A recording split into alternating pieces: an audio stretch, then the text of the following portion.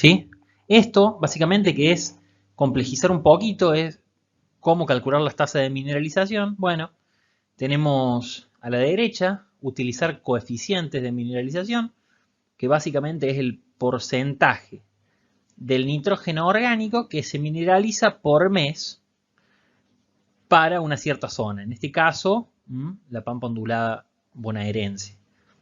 Entonces tenemos que en los meses de verano, en noviembre, marzo, tenemos una mineralización mucho más grande y en los meses de invierno mucho más chica. Entonces uno podría calcular desde cuándo va a sembrar hasta cuándo termina el ciclo del cultivo y calcular el acumulado sumando cada uno de los meses por su tasa de mineralización, ¿sí? Y así obtendría una tasa acumulada global.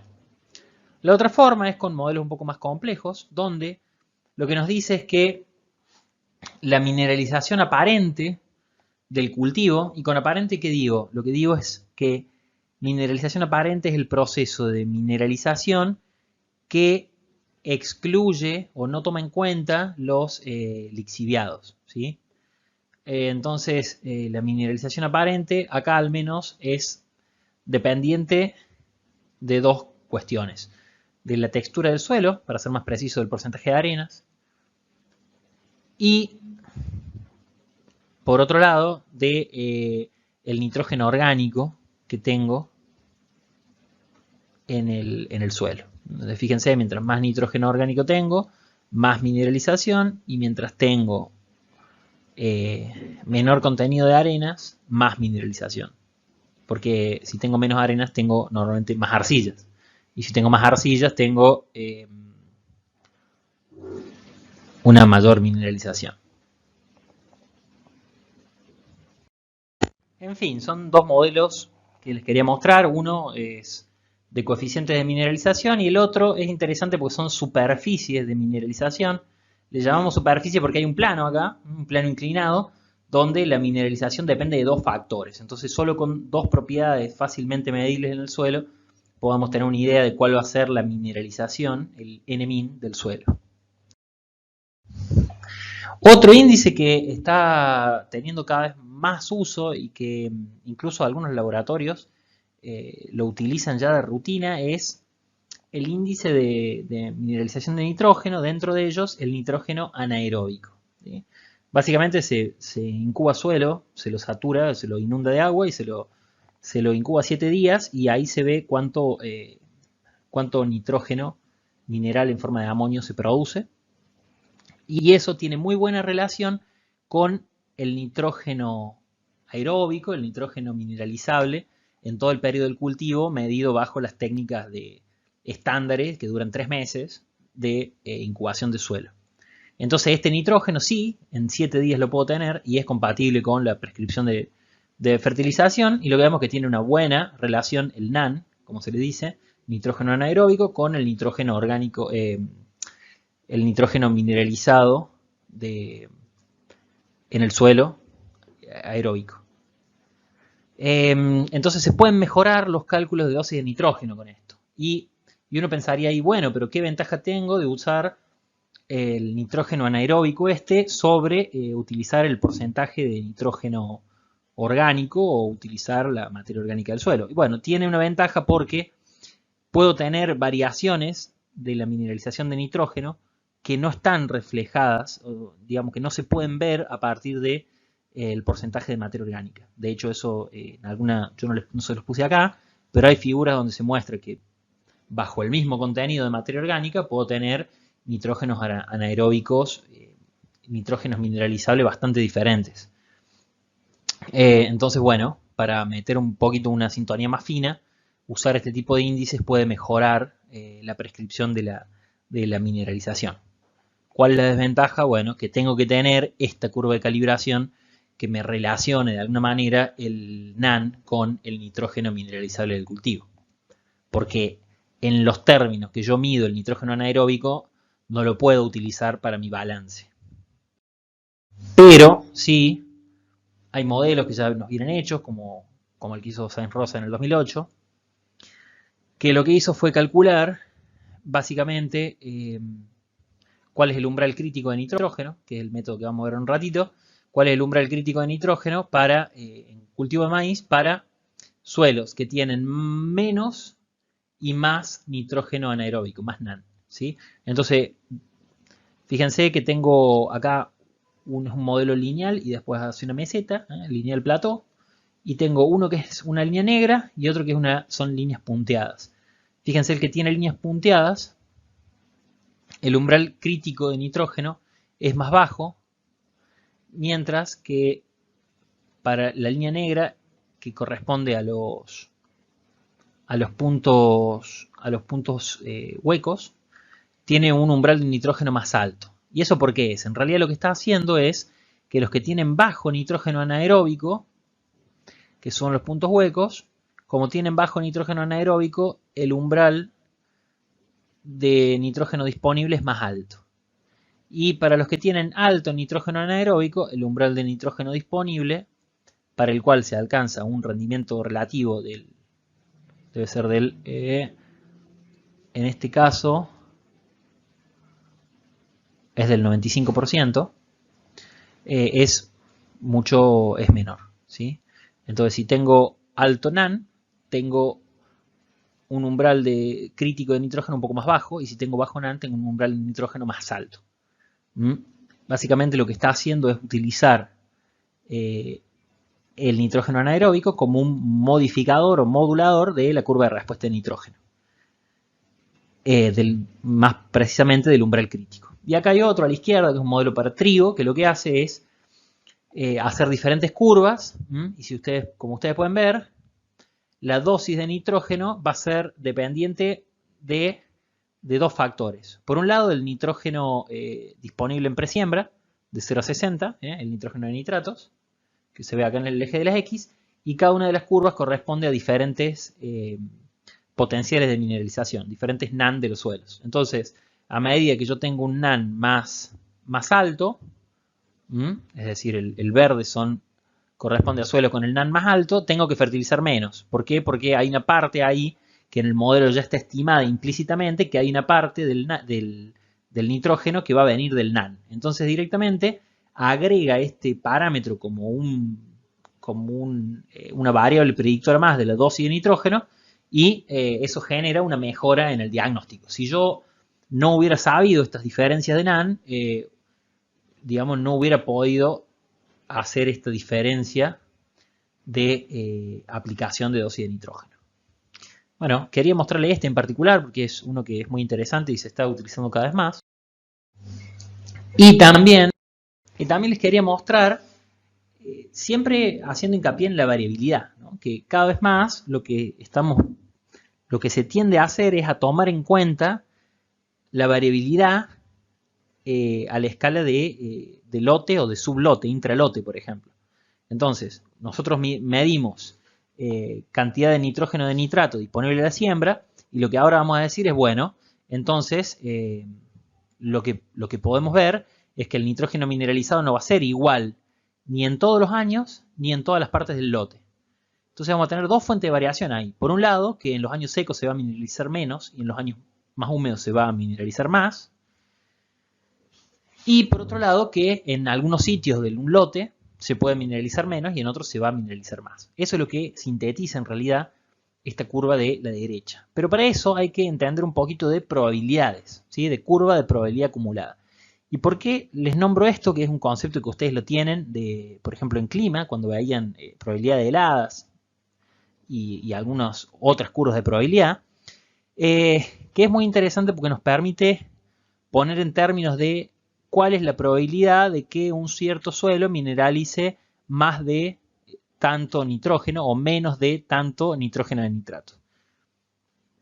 En ese sentido, acá a la izquierda tienen la curva de probabilidad acumulada, y lo que me dice es que, bueno, mientras más porcentaje de suelo yo tomo, en realidad voy a estar acumulando casi todos los suelos, y por ende, mientras más suelos tomo, tengo valores más altos de mineralización, ¿sí? Entonces lo que yo voy a decir es, por ejemplo, me voy a fijar y voy a decir, para este ejemplo, supongamos que una curva una curva representa un suelo.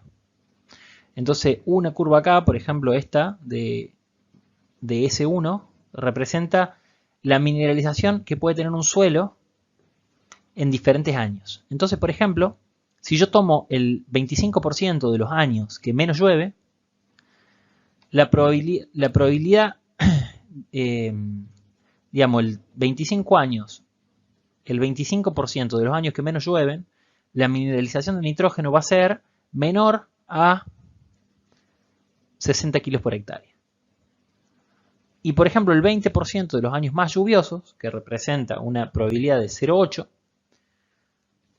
el 20% de años más lluviosos son los que están a la derecha, y a la derecha, digamos, de la línea roja que marqué acá, y el 20% de los años más lluviosos representa los valores de las Y que están acá.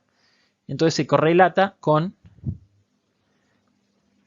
una mineralización de nitrógeno de entre 75 y 100 kilos, por ejemplo. Entonces ahí podemos ver que podemos tomar un valor de mineralización dependiendo de dónde creemos que estamos. Si estamos en un año más húmedo, podemos pensar en tomar años más lluviosos, y si tomamos años más secos, podemos tomar un valor más bajo. Y a su vez podemos tomar una estrategia de tomar un promedio, por ejemplo, pero al menos estamos sabiendo en qué parte de los años nos estamos situando, o tomando en cuenta qué tipo de año estamos haciendo el diagnóstico. Esto es como un paso más, donde uno estaría metiendo también el riesgo que está dispuesto a asumir, ¿sí? Esto me parece interesante porque es algo que se está usando cada vez más, las curvas de probabilidades, para involucrar el riesgo, porque el riesgo al final es riesgo económico, en las dosis de nitrógeno.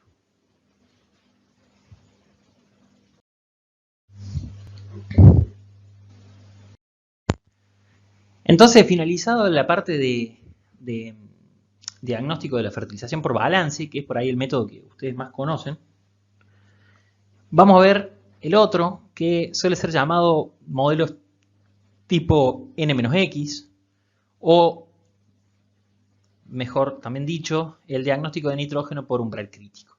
Entonces, básicamente lo que se hace es, por ejemplo, en un ensayo, se toma un ensayo en un lugar, se hacen ensayos con fertilizaciones, con distintos tratamientos, con fertilizaciones crecientes.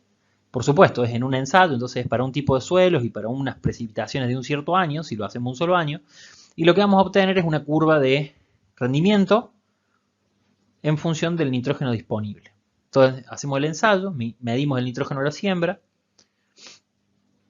y le sumamos el nitrógeno del tratamiento correspondiente a la fertilización. Entonces, sumamos el nitrógeno que fue fertilizado más el nitrógeno, digamos, antes de la fertilización, nitrógeno a la siembra o nitrógeno ahí presiembra, y vamos construyendo esta curva. Entonces, a medida que yo fertilizo más, tengo más nitrógeno disponible y tengo respuesta a la fertilización hasta un cierto punto donde ya no responde más a la fertilización y se alcanza un plató, una meseta, que es donde yo ya no debería fertilizar más porque la respuesta a la fertilización es cero.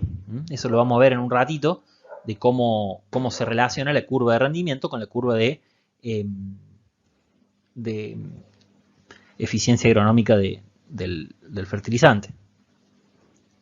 Entonces a la izquierda está ese, pero también lo que podemos hacer es recopilar muchos ensayos, cada uno de los cuales sería como este de la izquierda, y tener muchos datos de diferente umbral crítico, es decir, tomamos de cada ensayo, tomamos el umbral crítico y el rendimiento, y vamos a poner los pares ordenados acá. Para cada, por ejemplo, para este de 12.500 kilos, el umbral crítico es de, por ejemplo, en la figura de corriendo a la derecha, estimo que para 12.500 kilos era 250 kilos de nitrógeno disponible como umbral crítico, ¿sí? Y así sucesivamente con diferentes potenciales de rinde, los diferentes umbrales críticos calculados. Y obtenemos una curva donde entonces, en este caso una línea, una función lineal, donde entonces si nos paramos en cualquier posibilidad de rendimiento, 11.000 kilos, tenemos el correlato en el umbral de nitrógeno disponible, que es la suma de fertilizante más nitrógeno a la siembra. Entonces lo que hacemos es, por ejemplo, si tenemos 10.000 kilos de probabilidad de que en la mitad de los años nos rinda 10.000 kilos del maíz, el umbral crítico son, por ejemplo, casi 200 kilos. Tomemos 200 kilos. Entonces, de 200 kilos, si yo tengo 100 kilos de nitrógeno a la siembra, me faltan 100 kilos como fertilizante. Por eso se lo llama N-X, ¿sí? N es el nitrógeno, el umbral, y X es lo que tengo a la siembra. N-X es igual a lo que tengo que poner como fertilizante.